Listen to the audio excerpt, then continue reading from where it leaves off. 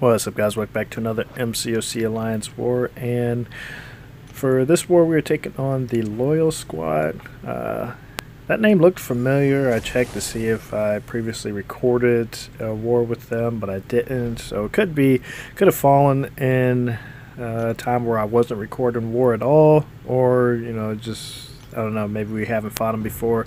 But anyways, this is the final week of Alliance War, including this. There's 3 more wars. I have this one I'm uploading. I have one after that's already recorded that's uploaded. Then we got one final war that starts today.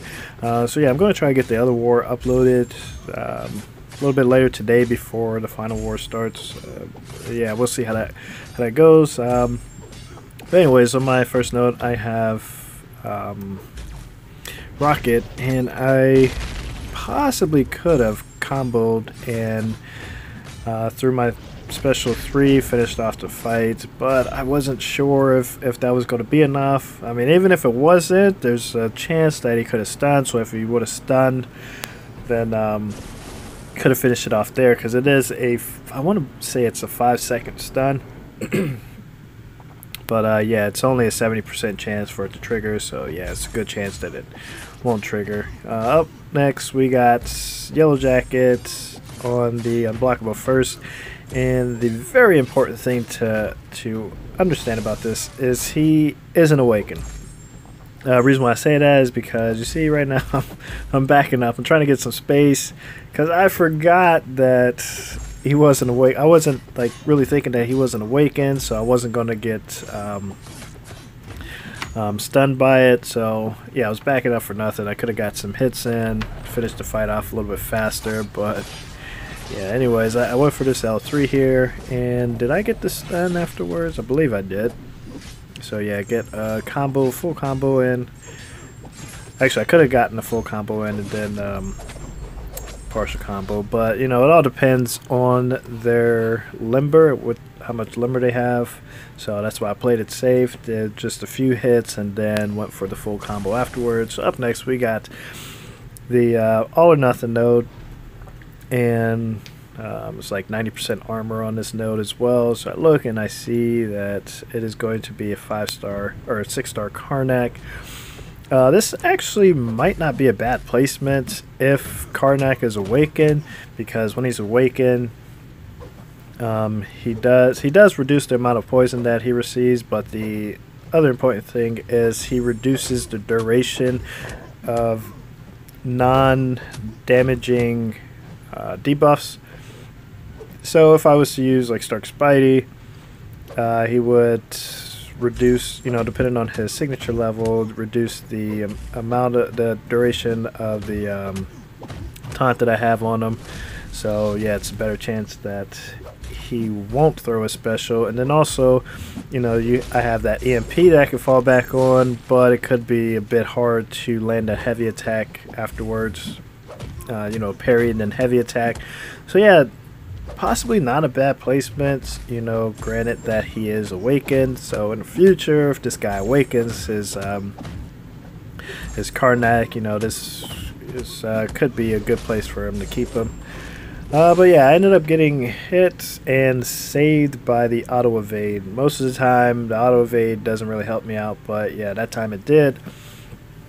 But yeah, up next we got, what do we have next? Okay, it's a 5-star awaken skill, and it's on the bleed immune node, and it turns out to be a Taskmaster, which I really wasn't expecting. I think this is only the 2nd time that I fought Taskmaster in Alliance Wars. The first time I fought him was on a special 1 bias, which is the 2nd node that I faced, and he kept spamming his first special. You see him right here, he also hits that first special, but later on he's going to do his 2nd special, and I completely forgot the animation for the 2nd special. So luckily I didn't get hit by it, but yeah, there was a good chance I could have got wrecked, because I was trying to remember where the end was for it. You're going to see coming up here. So let's see. Come on, fire it off. backing up, trying to bait it out, waiting. Am I going to attack in, or am I? Oh, should be coming very soon. Okay, so I guess I had to do a couple of hits. And I actually forgot about how he jumps forward like that. It's a big leap forward. So when I seen him coming forward, I backed up again. And then, yeah, he did one final strike. And I was like, I guess that's the end of it, and came in. Yeah, I was kind of thinking that it was more like Gladiator, Thor Ragnarok, where he doesn't really leap forward like that, just like does like a few strikes, maybe jumps a little bit forward. But yeah, I gotta fight him more often to get all his movements down. So up next we got a very effective Cyclops, Red Cyclops. And I'm gonna be honest, I do make a couple of mistakes here. One or two of which I was saved by Stark Spidey's ability, which is to auto evade the special attacks. I do actually get hit by one of the beams. I can't remember if it's the first one. Yeah, the first one. So he did not auto evade at all during that. And yeah, I just dashed back too early. And yeah, I just, even though I only got hit once this fight, I did play very, very sloppy. So yeah, you see there, if he didn't auto evade, I would have got hit again because I dashed back too early. I think once again, yep, right there, dashed back too early. So yeah, I was just like completely off, but like I said, luckily saved by it. That time I did evade it properly. He didn't auto evade, so that was good that I evaded it properly. And yeah, the other thing about that Cyclops is he can crit through blocking, so he actually makes a decent defender. Attacker, on the other hand, I don't know. But yeah, anyways, who's up next? Oh yes, the Unawakened Mutant. Wonder who that can be. Yeah, everybody, you know, when you come in, you see Unawakened Mutant, you know what to expect. So yeah, that was why I brought in Nebula. So I saw this node, and I was like, you know, Nebula is probably going to be the best one for me to use on this node. Because if I do mess up and I do get hit and he crits, I'm not going to take that additional damage because Nebula doesn't bleed. Able to get the switch off there. I heard someone say that they fixed it and so that it doesn't happen like that, but it still does. I think what they did was just made Nightcrawler more aggressive, less likely to dash back and hold block, because I noticed after it came out that, you know, you can get Nightcrawler to switch stances like that. You can actually get any champion to, once they dash back and block, if you throw that light attack, you can get any champion to hold their block for 2 seconds. But yeah, after that came out, then I did notice a lot more aggression out of Nightcrawler. It was harder to find an opening or a time for him to dash back and block, because he would just dash back and just stand there. So if you dashed in, you got intercepted. If you threw a light attack, there was a chance that if you didn't recover in time, there's a chance that you got hit by that. But yeah, it's since I was able to get him to switch stances, fight wasn't too bad. Able to take him down. So yeah, I haven't died yet, which is good. It's always a bonus. So up next we got Cable. I was looking to go towards that Spider-Man, but I was looking at champs that my teammate had left, and he didn't have a champ for this Cable.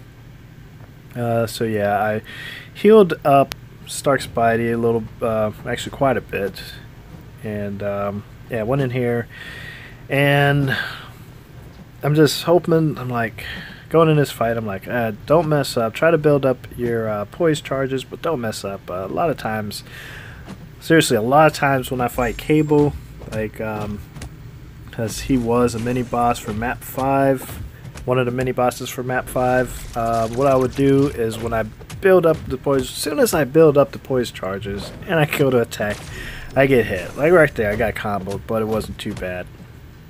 But yeah, a lot of times I get hit, but I get hit by the heavy attack, which does the degeneration afterwards. Well, yeah, coming up. What do I? Oh yeah, so this fight, I was coming in really late after the first special, and that's gonna come back to bite me. I believe it's right here. Okay, maybe it's the next one. I end up getting parried because I'm so late coming in. See right there, I was so late coming in. I ended up getting parried by it. I mean, you can do. I'm not sure why. I was just moving so slow coming in. So now, looking, I'm panicking. I'm under 18%. I hate being under 18% because you don't know if the other person has assassin. So you can go for parry and it doesn't trigger. So that's why I'm just like really pushing them. I fire off that L2. It doesn't finish him off, but the shock does. So right before he was able to fully fire off the second special, he got dropped by the shock charges. So finally we have Dormammu, and teammate went in here first, so he did a little bit of damage.